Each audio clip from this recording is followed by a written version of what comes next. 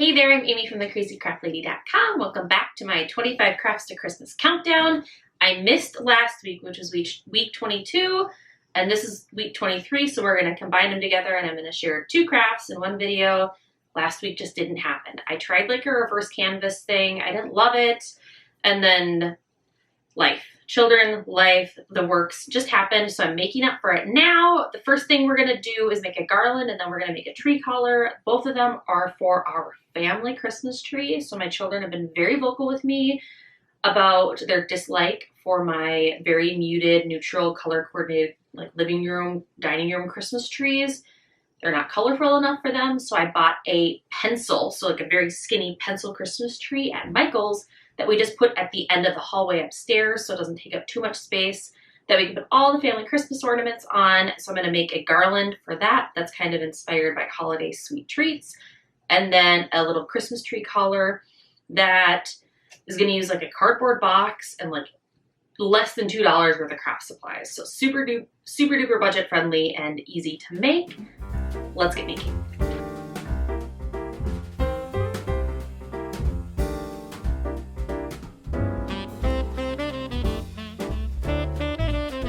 I started by making my felt gingerbread cookies. I just took some brown felt from the craft store. I sprayed it pretty generously with spray starch and ironed it just so it wouldn't be so floppy.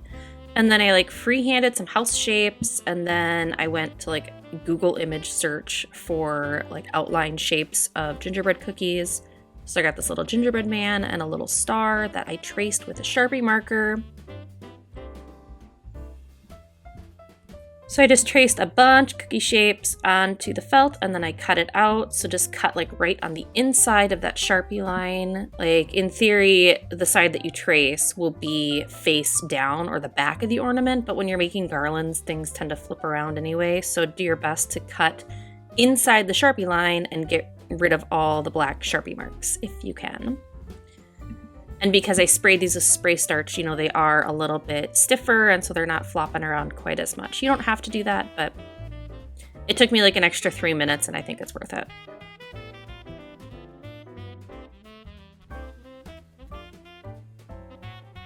And then once I had all my cookies cut out, it was time to frost them. I just used this DecoArt Dots paint. It's like white paint and with a little squeezy tube top.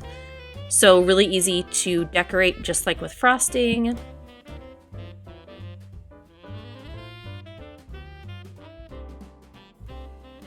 I find it easiest when making projects like this to like go to Google image searches and just type in like gingerbread cookies, or you know, decorative gingerbread house cookies, or gingerbread star cookies, or whatever, to get kind of like your inspiration for decorating crafts like this.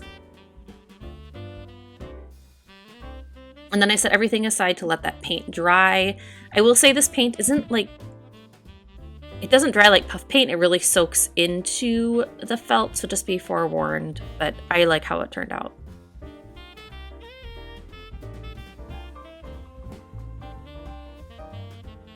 And then while that paint was drying, I decided to make some marshmallows. So I just used like Model Magic. It's like that Crayola brand foamy clay stuff that just air dries.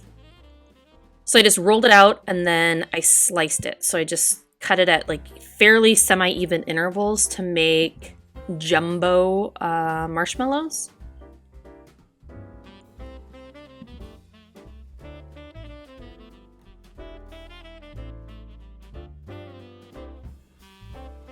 Just cut little pieces, and then you want to roll them between your hands to make, you know, that classic marshmallow shape. So kind of roll and pinch until you kind of get the shape that you're looking for. And then I just used like a jumbo craft needle to poke a hole through it. So you want to be sure to do this before your Model Magic dries, otherwise you won't be able to string these up. So just kind of stick a needle and wiggle it around in there a few times until you get a hole that you know is big enough to like string a piece of twine or ribbon through. And then set that aside to dry. And then I made some mini marshmallows as well. And for this, because they were smaller, I was able to like make the marshmallow shape and then stick the needle in and then roll it around a few times.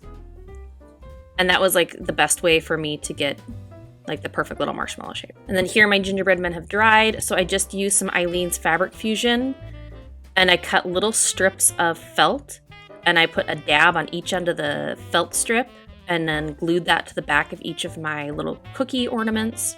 That way there's something for the string to, you know, run through.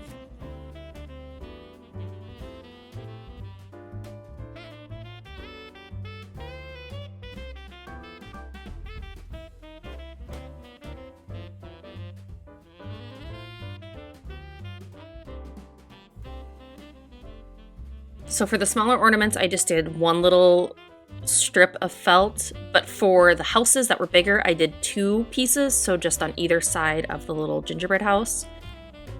That way it's not flopping around quite as much when you string it up. And then it was time to assemble, so I grabbed some cinnamon sticks and some dried orange slices, and then my fake gingerbread cookies and my marshmallows, and I just strung everything up on like white and silver baker's twine that I think I got a roll of this at Target. And then you just string it through. So on the gingerbread and the cinnamon sticks, I tied a knot. So you can like tie it like a double knot so that things don't slide around too much. But then for the marshmallows, I just strung them up. And then for the oranges, I was able to run my needle through the orange twice. And I feel like that was like secure enough to keep the orange in place.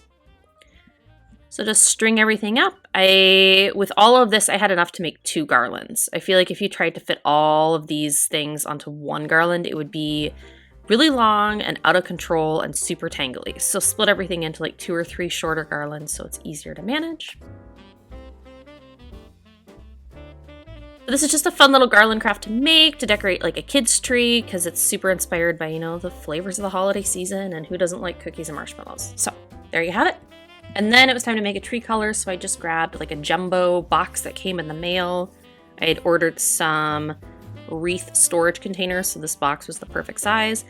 Cut off the top and the bottom flaps. So yeah, it's gonna be like just the flimsy side pieces of the box, which is fine. It doesn't need to like stand up on its own.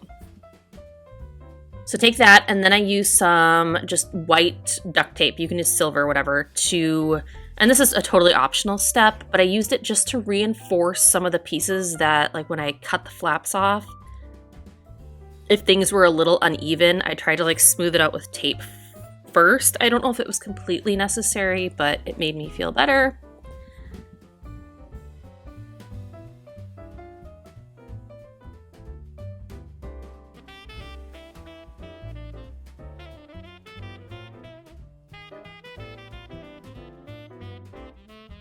And then I just use this roll of contact paper. It's like at Dollar Tree for, you know, lining shelves and things. There's all sorts of like peel and stick wallpaper and wood grain, contact paper and wood grain, all sorts of options. So I just use this and I cut a whole roll. I cut it to like be 12 inches long instead of the 18 inches or whatever that it came as. And then I wrapped the box to the best of my abilities. So I actually didn't even cover the whole box. I covered like 3/4 of it because 1, I ran out of contact paper, and 2, the back is gonna face the wall, so no one's gonna see it anyway. So I find it helpful to use like a smoothing tool, but just start on one end, lay the contact paper as flat as you can, and then smooth as you go. So you'll see I smooth it all out, right? And then you start peeling back some of the paper backing. So work in sections, so smooth it. And then when you're ready to move on to the next section, peel that paper backing back a little bit and keep smoothing. The nice thing about the contact paper is it's not super duper sticky, so you can, like, if it's bubbling and it's not working for you, you can peel it up and then smooth it back down and it'll still work. And then it was time to like fold in all of like the ends of the contact paper. So I just folded them down and secured them on the inside with some duct tape. Because like I said, the contact paper isn't super sticky, so it wasn't sticky enough to fold down and stay put on its own. You need to secure it with some tape.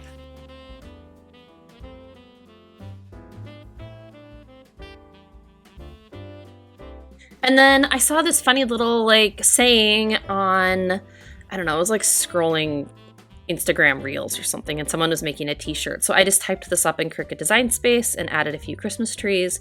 So instead of like, the idea is it's supposed to look like one of those Christmas tree farm signs that are super popular, but it has like a funny saying about children not listening. You could just use like a Christmas tree farm SVG, or search within Cricut Design Space, whatever you want.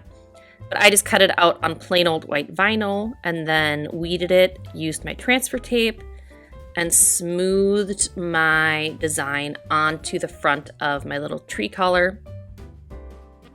So just be sure to smooth it down really, really well with your scraping tool and then peel back that transfer tape.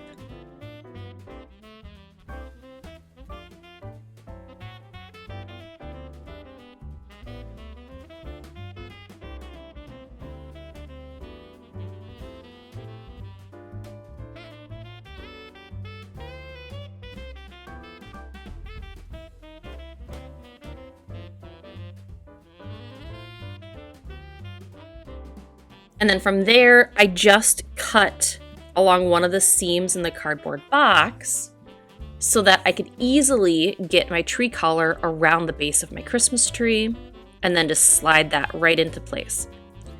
And then because this cardboard box is like, it's bigger because it has to fit around the tree base, right? So there's gonna be some gaps, and because it's not the tallest box. I could have used a taller box, but I didn't have one, so this is what I had. And so what I did is I just threw a drop cloth in there. So this is actually a drop cloth that I dyed green that I had from a project that I started and never finished. Shocking. So I just kind of threw that in there to cover up any of like the white masking tape on the inside of the cardboard box.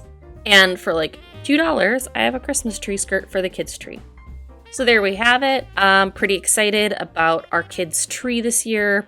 My kids are excited that they get to decorate something and it's not entirely neutral. So we do have a little bit of color in the house. I do hope you enjoyed this tutorial. Until next time, happy making.